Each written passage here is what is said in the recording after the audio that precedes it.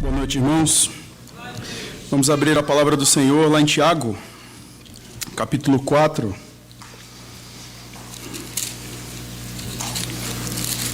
Versículo 11 e versículo 12.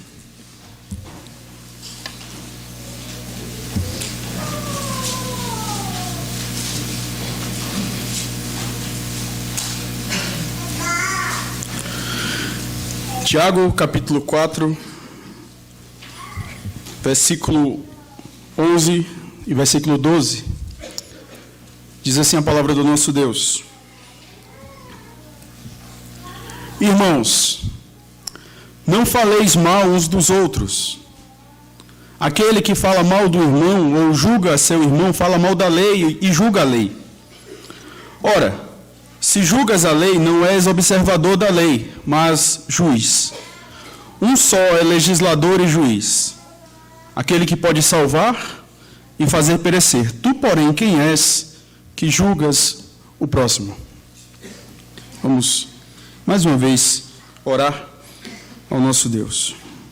Mais uma vez, Senhor, nós te damos graças pelo privilégio de podermos ouvir a Tua voz por meio da Tua suficiente palavra para nós. Agradecemos. Reconhecemos ao mesmo tempo a nossa total incapacidade intelectual, espiritual, de compreendermos a Tua lei.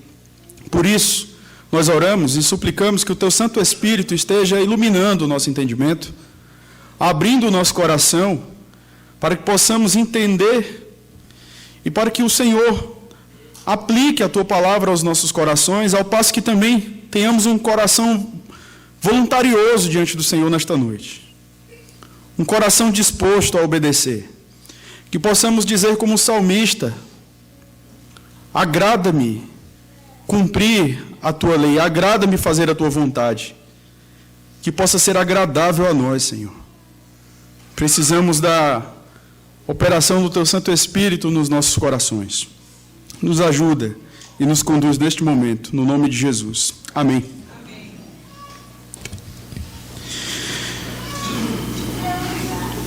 Enquanto eu estava preparando esta mensagem, estudando essa mensagem, algo vinha no meu coração. Eu ficava pensando: meu Deus, eu vou mais uma vez falar sobre algo que é tão conhecido da igreja. Mais uma vez eu vou falar sobre algo que não há qualquer divergência quanto a essa questão. Todos nós concordamos que falar mal uns dos outros é algo pecaminoso. Eu creio que ninguém em sã consciência vai aqui dizer algo contrário a isso. Ninguém vai dizer: não, eu acho que existem situações aí, pastor, que eu acho que cabe uma fofoca. Acho que ninguém falaria isso. Nós sabemos que falar mal uns dos outros é pecado. E esse texto fala especificamente sobre essa questão, só que parece que nós não temos dado o peso devido à quebra desta questão, que nada mais é do que a quebra do segundo grande mandamento, que é amar o próximo. Nós precisamos entender, irmãos, que o Senhor nos chama para vivermos a integralidade do Evangelho, não só algumas coisas, não só aquilo que é favorável para nós, não só aquilo que se encaixa na minha forma de pensar, na minha rotina, mas nós somos chamados para morrer. E para que a gente possa, então, viver aquilo que Cristo quer que a gente viva. Por isso que Paulo diz: não sou mais eu quem vivo, mas Cristo vive em mim. Ou seja, sabe quantos por cento Deus quer de você? Nada. Que eu e você, a ideia é que a gente seja humilhado diante dele. Essa é a ideia. É 0%, mas nem 1% de glória, nada. Nada. Nós devemos ser os últimos. Nós devemos ser os que entendem que são os piores dos pecadores, como Paulo fez.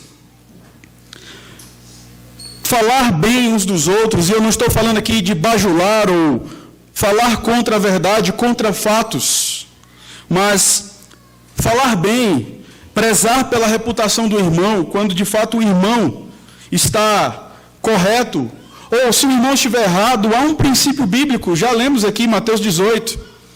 Mas manter a ordem no falar, isso se constitui como uma evidência de salvação.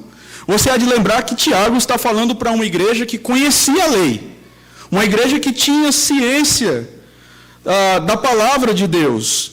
Mas Tiago, desde o início, desde o capítulo 1, está alertando esse pessoal: olha, não sejam só ouvintes, pratiquem a palavra. Vocês creem que Deus é um? Fazes bem, até os demônios creem. Então a questão não é só crer, a questão não é só saber o que é certo e o que é errado, a questão é praticar. Aquele que fofoca, aquele que tem como hábito falar mal do seu irmão, aquele que tem como hábito falar mal, destruir a reputação do outro, essa pessoa está evidenciando que não conhece a Deus. Essa pessoa está evidenciando que não faz parte do povo de Deus.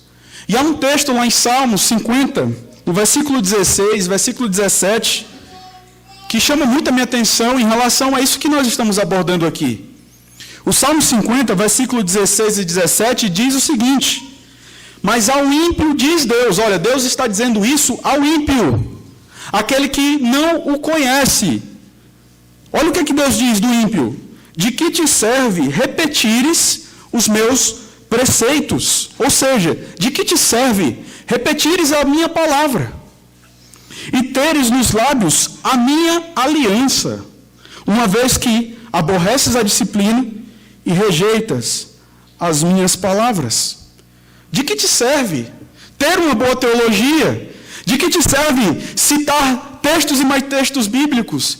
De que te serve ter uma teologia correta e saber defendê-la sistematicamente diante das pessoas, se na prática você aborrece a minha disciplina?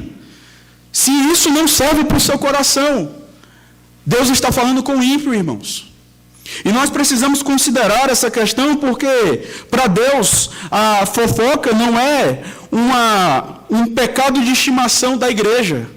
Para Deus isso é abominável. Isso é quebra do segundo mandamento. Na verdade, isso é a quebra de todos os mandamentos, porque nós desconsideramos não só o nosso próximo, nós desconsideramos aquele que nos manda amar o nosso próximo, o nosso Deus. Nós vamos ver isso. De que nos serve afirmarmos que temos uma boa teologia, ou a nossa igreja é uma instituição histórica e reformada, se não vivemos para a glória de Deus? Esse é um ponto que nós precisamos pensar. Tiago escreve esse trecho exatamente em decorrência daquilo que ele vem explicando desde o verso 13 do capítulo 3, quando ele fala especialmente sobre a sabedoria do mundo, que é terrena, animal e demoníaca.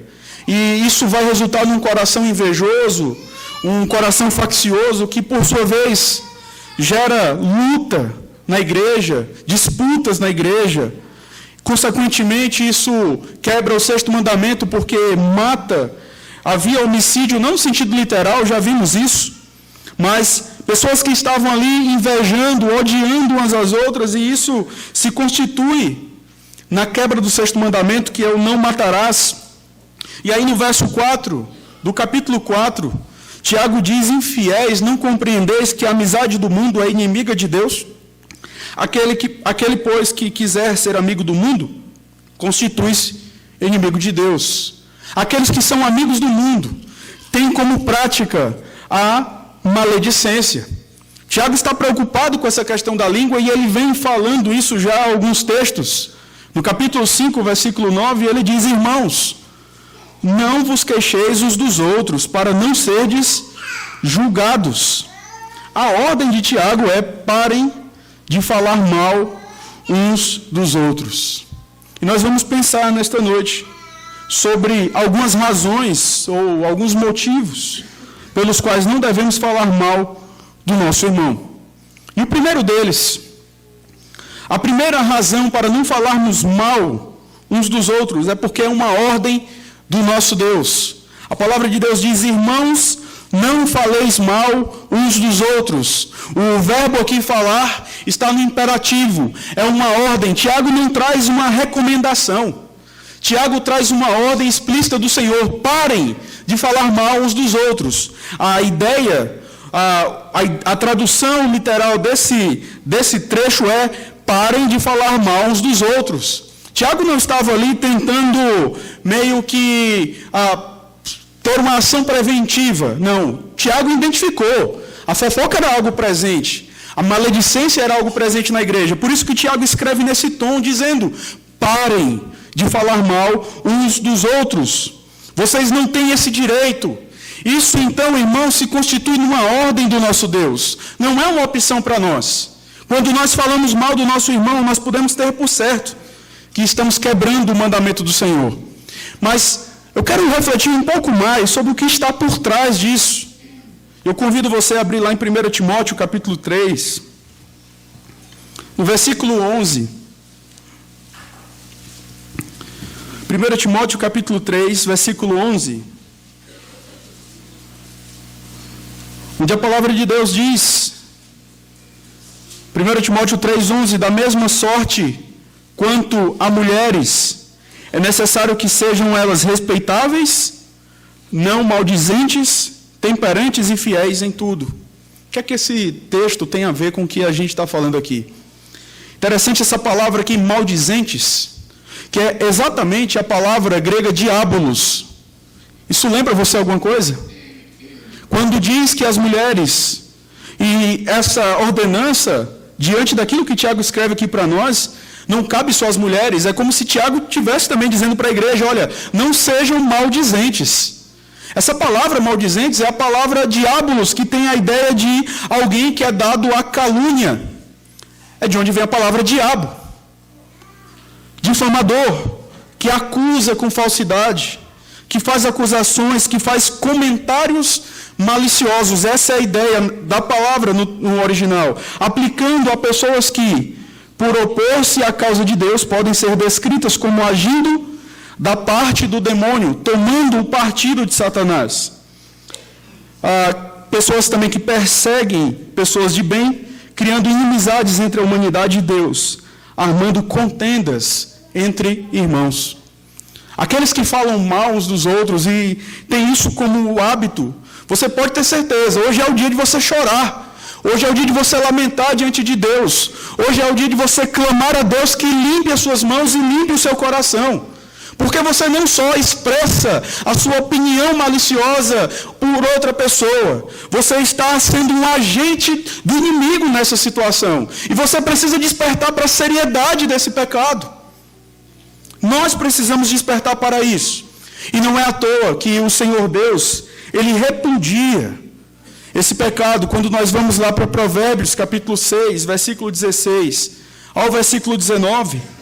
A palavra de Deus diz: 6 coisas o Senhor aborrece, e a 7ª sua alma abomina: olhos altivos, língua mentirosa, mãos que derramam sangue inocente, coração que trama projetos iníquos, pés que se apressam a correr para o mal, testemunha falsa que profere mentiras, e o que semeia contendas entre irmãos. Agora você volta para Tiago, e você vai perceber que essa ideia de que, de fato, aqueles que falam mal uns dos outros e têm isso como hábito, na verdade, elas, de fato, refletem a sabedoria do diabo. E não é a sabedoria, a sua própria sabedoria, mas pessoas que são maldizentes e são conhecidas como pessoas maldizentes. Ou elas se arrependem e buscam drasticamente mudar essa questão, ou o fim delas é a condenação do nosso Deus. Olha o que diz o capítulo 3, versículo 6, para você perceber que o mau uso da língua procede do inferno. Tiago 3, versículo 6 diz: ora, a língua é fogo, é mundo de iniquidade. A língua está situada entre os membros de nosso corpo e contamina o corpo inteiro, e não só põe em chamas toda a carreira da existência humana, como também é posta ela mesma em chamas pelo que, irmãos? Pelo inferno. Tiago não está falando aqui da condenação. Tiago está falando aqui da influência do inferno sobre aquelas pessoas que têm como hábito destruir a reputação dos outros. Capítulo 3 ainda, versículo 15 de Tiago. Esta não é a sabedoria que desce lá do alto, antes é terrena, animal e demoníaca. E aí, fazendo um contraponto, no capítulo 4, versículo 7, Tiago, ele conclama os seus leitores para que eles se sujeitem a Deus e resistam ao diabo. Porque algumas pessoas estavam, na verdade, fazendo exatamente o contrário. Elas estavam resistindo a Deus porque elas não estavam abraçando a sabedoria de Deus. E elas estavam, então, se sujeitando ao inimigo. Como? Expressando a sabedoria do mundo. E às vezes a gente olha, o endemoniado, aquele que sai esbravejando, aquele que sai... Às vezes, irmãos, são pessoas que simplesmente amam pensar como o mundo. São pessoas altamente influenciadas pelo inimigo. E às vezes a gente não considera isso. Porque nós consideramos o quê? O grito. Aquele que sai rolando no chão. Pessoas influenciadas pelo príncipe deste século. Pessoas influenciadas pelo inimigo de nossas almas. São pessoas maldizentes. São pessoas caluniadoras. Pessoas difamadoras. Portanto, irmãos, é importante sabermos que quem fala mal do próximo e tem isso como uma prática e estilo de vida, saiba que você simplesmente segue os interesses do diabo. O texto, Tiago não está falando com isso, quando ele diz, irmãos, não faleis mal uns dos outros, Tiago não está falando com isso, que não podemos confrontar biblicamente uns aos outros. É claro, nós vimos isso em Mateus 18, mas no capítulo 5, no versículo 19 e versículo 20, você vai observar exatamente isso. Meus irmãos, se algum entre vós se desviar da verdade e alguém o converter, sabei que aquele que converte o pecador do seu caminho errado, salvará da morte a alma dele e cobrirá a multidão de pecados. A questão é, qual é a minha motivação ao ir até o meu irmão? Falo isso por quê? Porque muitas vezes nós, mesmo em nome da verdade, mesmo tendo uma percepção correta, nós simplesmente, ao invés de irmos até o irmão, nós vamos até outra pessoa. E quando a confissão, quando o catecismo de Westminster, ele vai comentar sobre as implicações da quebra do 9º mandamento, ele fala exatamente sobre essa ideia. Que não é só você falar uma mentira, mas é você falar uma verdade de maneira inapropriada. Num contexto inapropriado. Então, se eu estou percebendo uma situação, um quadro, e eu não vou até a pessoa conforme Mateus 18 me orienta, mas eu vou procurar outra pessoa, eu estou falando mal, eu estou difamando meu irmão, eu não estou cumprindo aquilo que o Senhor determina. A minha motivação, a nossa motivação tem que ser para que o meu irmão se pareça mais com o Redentor, para que ele se pareça mais com Cristo. Esse é o foco da confrontação. Mas muitas vezes não temos sucesso porque estamos preocupados com que o irmão seja parecido comigo, com as minhas preferências. E não é isso, irmãos. O plano de Deus para nós é que nos pareçamos mais e mais com o Redentor. Então, o foco da minha confrontação tem que ser trazer esse irmão a esse projeto de Deus, a esse plano de Deus. Mas muitas vezes nós não consideramos essas coisas. E como é atraente sentarmos diante de pessoas que têm a mesma opinião que a nossa e passarmos horas e horas emitindo as nossas opiniões numa disputa implícita de quem é mais zeloso, de quem sabe mais, ao passo que vamos denegrindo a imagem das pessoas. Nós, diante disso, não podemos falar mal de nossos irmãos em tempo algum. Por quê? O inimigo das nossas almas não é o próximo. Olha para o que diz Efésios 6, versículo 12. Efésios capítulo 6, versículo 12, a palavra de Deus diz, porque a nossa luta não é contra o sangue e a carne, e sim contra os principados e potestades, contra os dominadores deste mundo tenebroso, contra as forças espirituais do mal nas regiões celestes. A nossa luta não é contra o nosso irmão, muito pelo contrário, Deus nos coloca como suporte uns dos outros. Mesmo sendo pessoas de culturas diferentes, Deus nos colocou juntos aqui para suportarmos uns aos outros. Mas quando nós desconsideramos o Senhor, quando nós desconsideramos a palavra de Deus, o que nos sobra é a desobediência e a rebeldia. E preferimos muitas vezes falar mal dos nossos irmãos do que sermos suportes na vida dele. Mas nós devemos substituir isso. Ao invés de falar mal, a palavra de Deus nos orienta que nós devemos falar palavras, nós devemos proferir palavras que edificam. Efésios 4, versículo 29. Não saia da vossa boca nenhuma palavra torpe, e sim unicamente a que for de boa para edificação, conforme a necessidade, e assim transmita graça aos que ouvem. Há pessoas que leem esse texto e interpretam esse texto dizendo, não saia da vossa boca palavrões. Sim, isso tem a ver, mas não é só isso. Não saia da vossa boca palavras inapropriadas. Não saia da vossa boca difamações. Não saia da vossa boca deturpar, denegrir a imagem do outro. Antes, saia da vossa boca palavras que sejam para edificação, conforme a necessidade, palavras que transmitam graça. E aí você deve se fazer algumas perguntas. Quando de repente você for tentado, diante de uma situação, a emitir uma opinião, você deve se perguntar, o que vou dizer é necessário? O que vou dizer vai trazer edificação para aqueles que estão ouvindo neste momento? Isso reflete a glória de Deus?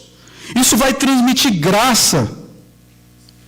Ou isso simplesmente vai transmitir a opinião certa, de uma pessoa aparentemente zelosa, mas que transmite isso para uma pessoa errada, e não cumpre aquilo que Mateus 18 diz? Isso é pecado, irmãos. Não faleis mal uns dos outros. Essa primeira razão é uma ordem do Senhor. A segunda razão, ainda no verso 11, falar mal do irmão implica em julgar a palavra de Deus. Olha o que diz o verso 11. Por favor, vamos ler mais uma vez. Irmãos, não faleis mal uns dos outros. Preste atenção agora. Aquele que fala mal do irmão, ou julga seu irmão, fala mal da lei e julga a lei. Ora, se julgas a lei, não és observador da lei, mas juiz. Calvino, comentando esse texto, ele diz que ao falar mal de um irmão e ao julgá-lo, tomamos a lei em nossas mãos e assumimos o papel de legisladores. Nós afirmamos que a lei não está sobre nós e nos portamos então com rebeldia, nos portamos acima da lei. Nós desconsideramos, observe, não é falta de conhecimento. Nós conhecemos, nós sabemos que é errado, mas nós desconsideramos isso. E nós simplesmente fazemos aquilo que nós queremos, ou seja, nos colocamos como juízes, como legisladores. Quando a Bíblia diz, vai ao teu irmão, se o teu irmão pecar, vai até ele. E fala com ele, se ele se arrepender, ganhaste o teu irmão. A Bíblia diz isso. Mas o que é que eu falo? Não, eu não vou. Eu não vou. Não vou conversar com fulano. Sei lá, acho que ele não vai me ouvir. Mas deixa eu conversar com você. Eu quero que você me dê um conselho. Olha a malícia. Não, mas eu quero que você me oriente nessa situação. Não caia nessa. Vá até o seu irmão e resolva. Fale com ele. E isso aqui é uma chamada para todos nós. Para as crianças, para os adolescentes, para os pais. Pais, criem seus filhos no temor do Senhor. Não adulem, não acariciem o pecado deles. Se eles chegarem diante de vocês com algo que é até justo, falando mal de algum irmão, por alguma coisa que eles ouviram e não gostaram, chegue para ele e ensine-o a ser homem ou ensine a ser uma mulher de Deus e vá até ele. Chegue para ele e diga, vá até o seu irmão, sente com ele, conforme a Escritura diz, e resolva o seu problema. Mas o que acontece muitas vezes é que o pai, ele vira mais criança que o adolescente. Ele vira mais infantil ainda. E retarda o crescimento do seu filho. E adolescentes que não crescem na graça e no conhecimento do Senhor vão trazer uma igreja doente, uma igreja que não teme a Deus. Então, queridos, os filhos não são nossos. Crianças, vocês não pertencem a vocês mesmos, vocês pertencem ao Senhor. Desde já, aprendam a resolver os seus problemas debaixo do temor do Senhor. Vocês não pertencem a vocês. Pais, esses filhos não são seus.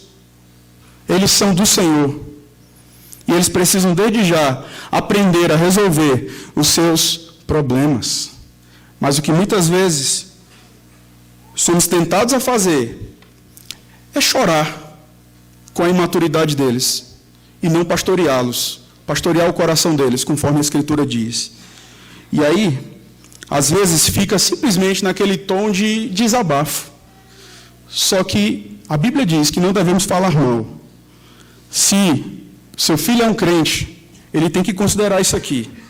E ele tem que cumprir a ordem do Senhor. Adolescente, Deus fez uma aliança com você, se isso você professou aqui, diante de todos.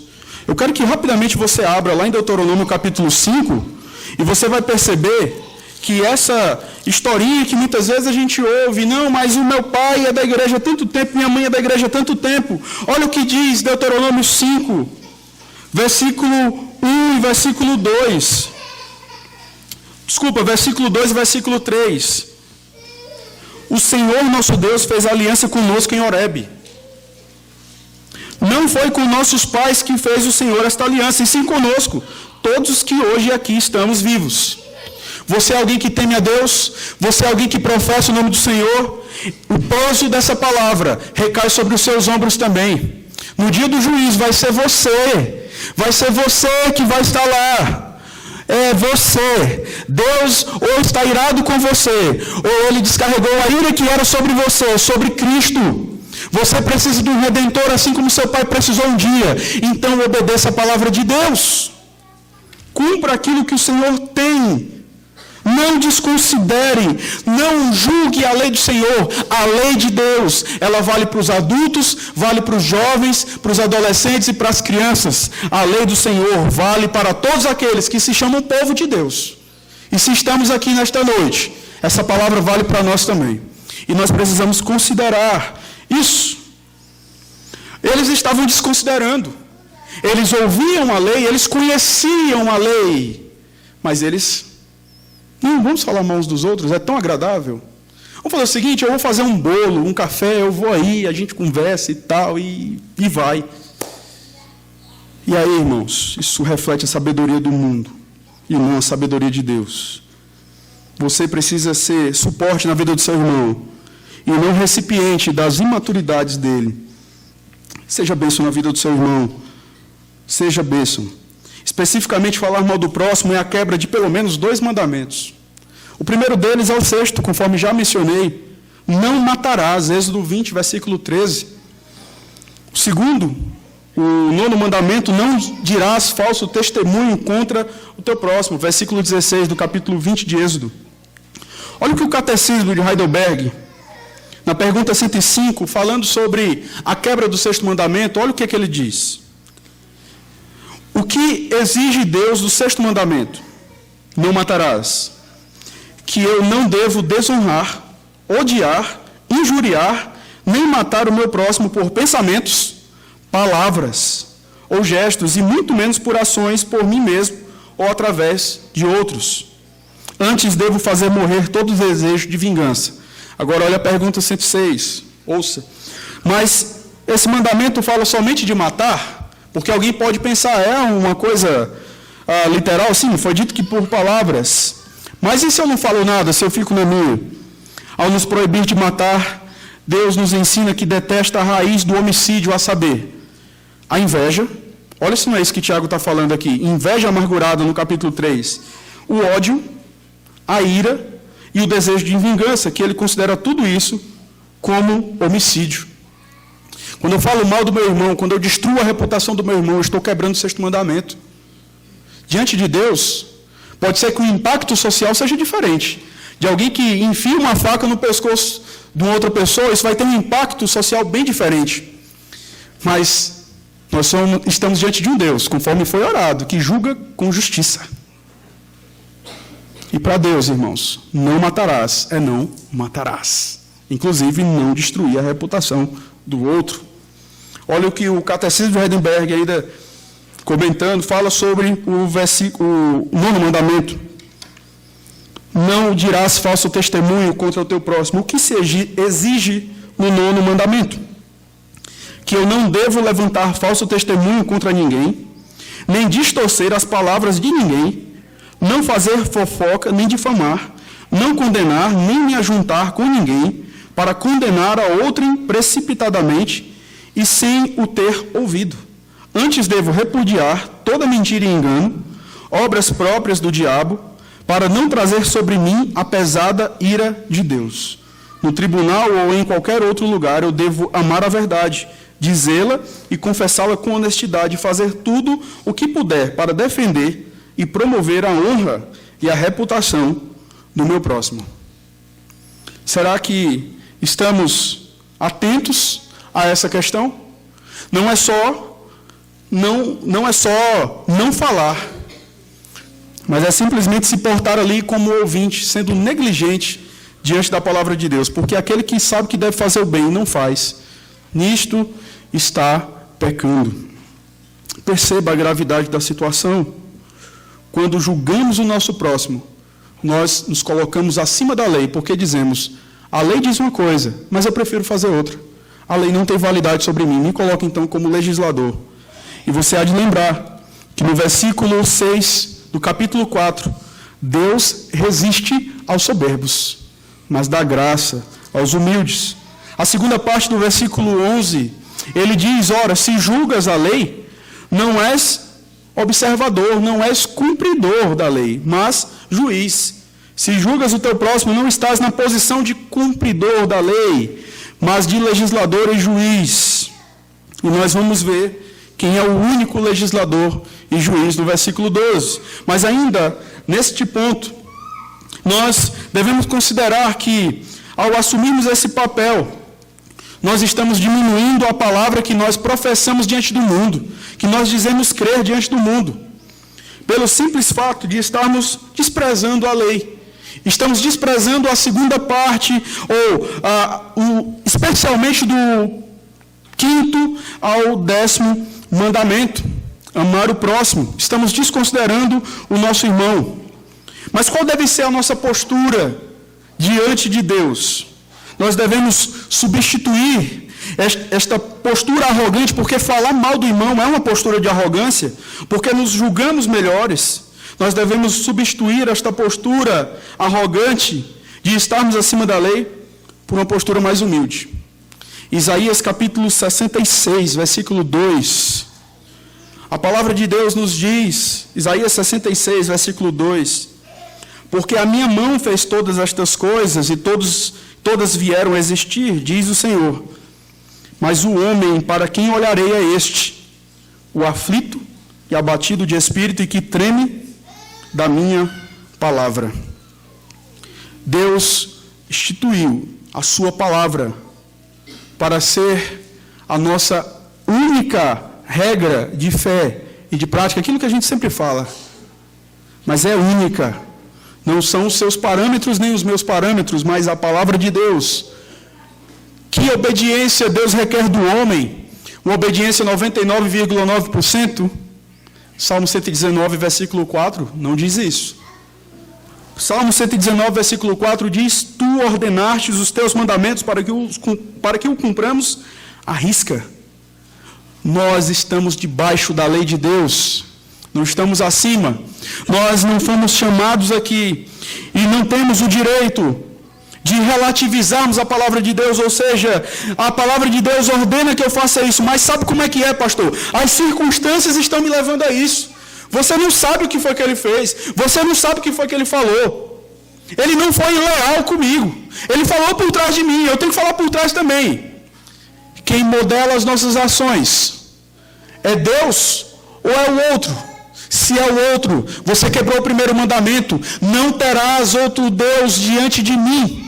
Deus é o único Senhor da nossa vida. Ele é o único que deve modelar as nossas ações. Ele é o único. É por isso que Paulo diz, portanto, quer comais, quer bebais, ou façais outra coisa qualquer, fazei tudo para a glória de Deus.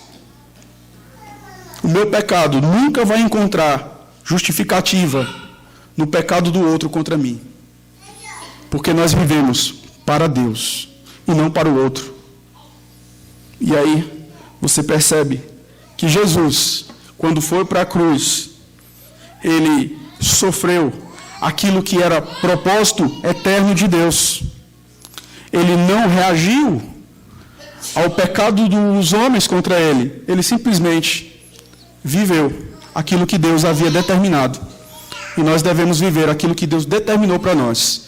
E não reagirmos diante de alguns que infelizmente não são crentes, mas são malfeitores. Nós precisamos, irmãos, considerar isso. A terceira razão é que, se nós falarmos mal do irmão, nós afrontamos a autoridade de Deus. Olha o versículo 12. Falar mal do irmão é afrontar a autoridade de Deus. Um só é legislador e juiz, aquele que pode salvar e fazer perecer. Tu, porém, quem és, que julgas o próximo? Somente Deus tem a prerrogativa de julgar, de rotular. Isso não significa que você simplesmente vai cruzar seus braços, ou aí vai vir um falso profeta, vai falar o que ele quiser, e você vai ficar caladinho e não vai julgar o ensino. Mas isso significa que até nessa situação, você vai cumprir os passos bíblicos.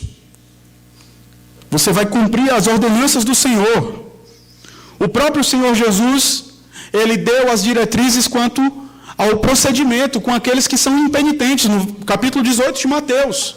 Porque alguém pode dizer, mas sim, a Bíblia está dizendo que um só pode julgar. Mas a Bíblia diz também que eu tenho que entrar num processo contra aqueles que pecam, em relação àqueles que pecam.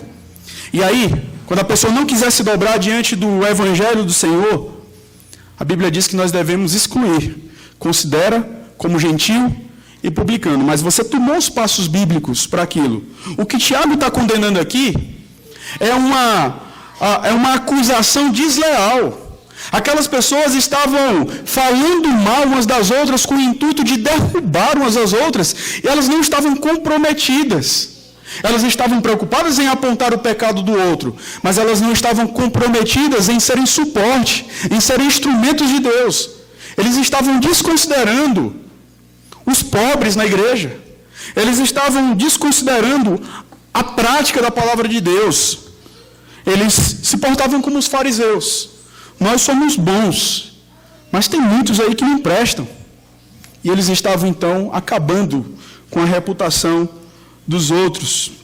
Eles estavam falando isso, irmãos. Conforme nós vemos, no capítulo 3 e no capítulo 4, no início do capítulo 4, eles estavam falando uns dos outros, movidos por inveja e sentimento faccioso.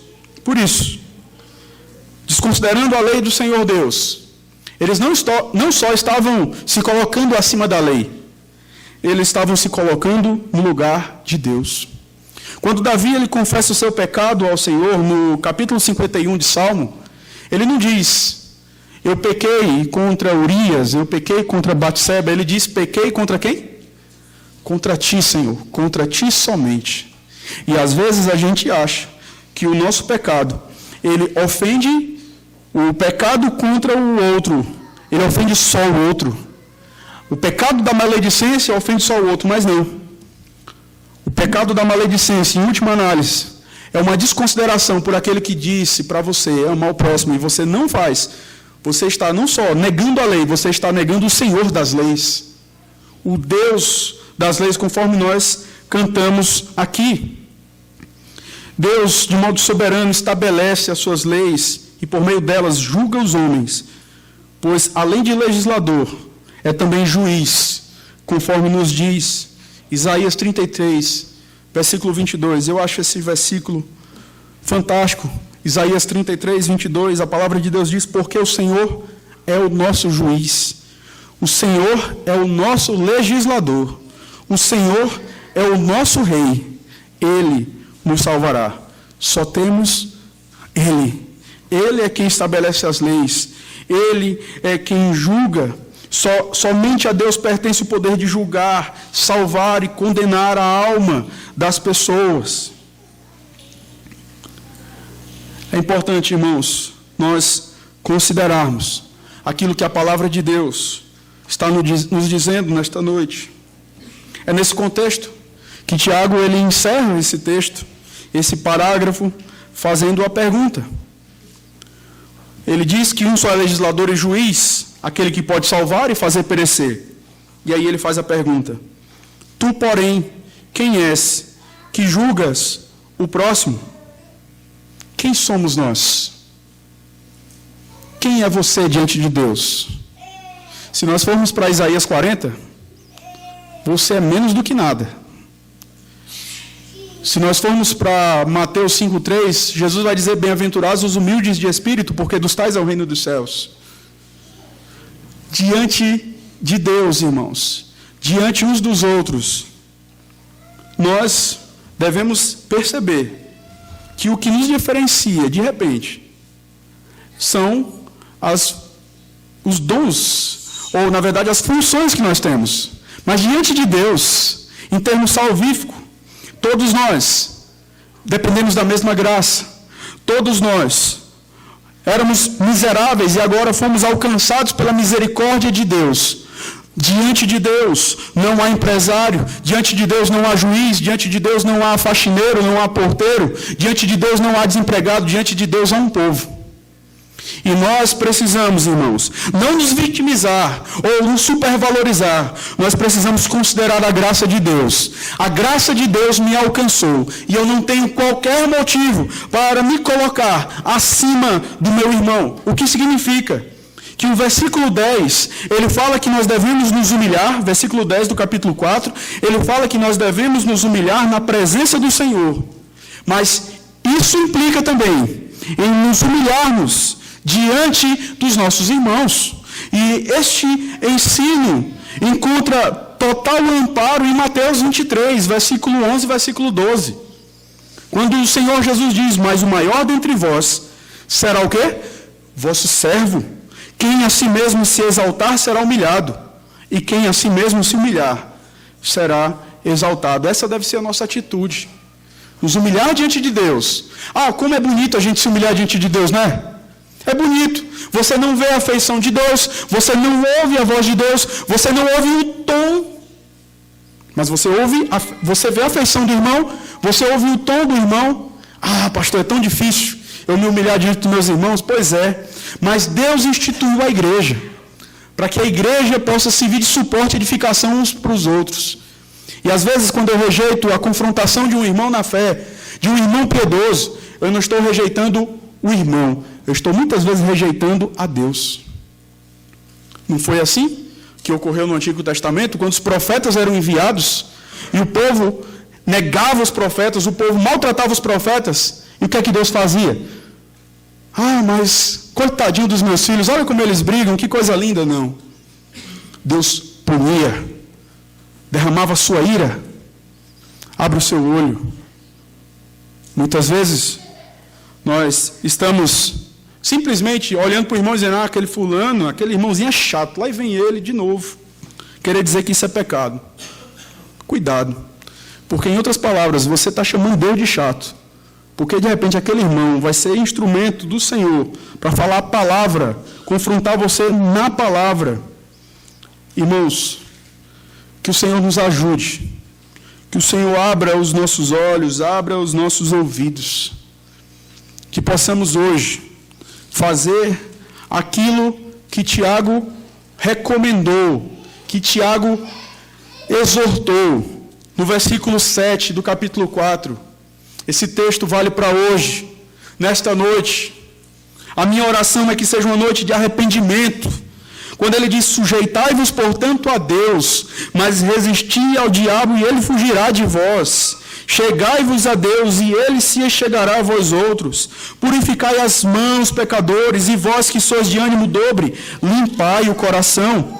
Afligi-vos, lamentai e chorai. Converta-se o vosso riso em pranto e a vossa alegria em tristeza. Humilhai-vos na presença do Senhor e Ele vos exaltará. Que possamos considerar seriamente este pecado tão terrível e que reflete a sabedoria do mundo. O que consola meu coração é saber que aqueles que verdadeiramente temem o Senhor, ainda que tenham caído neste pecado tantas vezes como eu, mas se dobrarão diante de Deus e clamarão ao Senhor por misericórdia e não sossegarão enquanto viver novidade de vida. Mas existem aqueles que ainda assim não irão se dobrar diante da santa palavra de Deus. Mas haverá um dia em que todos nós estaremos prostrados diante do nosso Deus. Uns para a vergonha eterna, outros com o coração cheio de alegria. Nós precisamos, irmãos, buscar viver uma vida piedosa.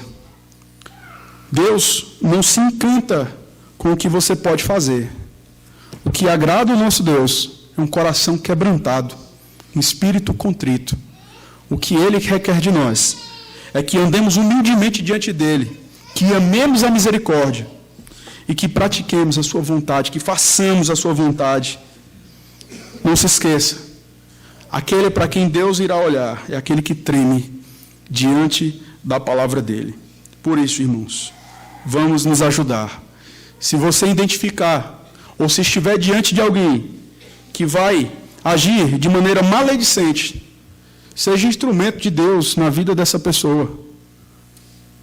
Repreenda esse irmão. E faça isso por amor.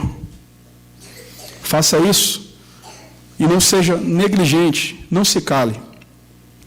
É muito melhor, irmãos, estarmos diante de Deus com as nossas consciências tranquilas, ainda que muitas pessoas odeiem você. Você foi chamado não para ser amado e bajulado. O Senhor Jesus disse que o mundo nos odeia. Então, se Jesus disse isso, se o mundo odiou o Senhor, não sou eu que vou buscar seguidores no Face, ou seja lá onde for. Tema a Deus, somente a Ele, e faça a vontade dEle. O nosso tempo aqui é um tempo curto. Agrade o Senhor, viva para a glória de Deus, ainda que isso custe caro a você. Eu tenho certeza que isso não se compara àquilo que custou a minha salvação na cruz do Calvário. Nada se compara àquilo que custou o sacrifício do Redentor. Nada, nada, nada. O que é o mundo odiar você diante da ira de Deus que foi derramada pelo seu Filho? Nada. O que é o seu conforto diante daquilo que Cristo sofreu? Nada. O que é o seu orgulho? Nada. Você não é nada diante daquilo que Cristo fez, diante do que Ele sofreu. Vivamos, irmãos, para a glória do Senhor, no nome de Jesus. Amém. Vamos.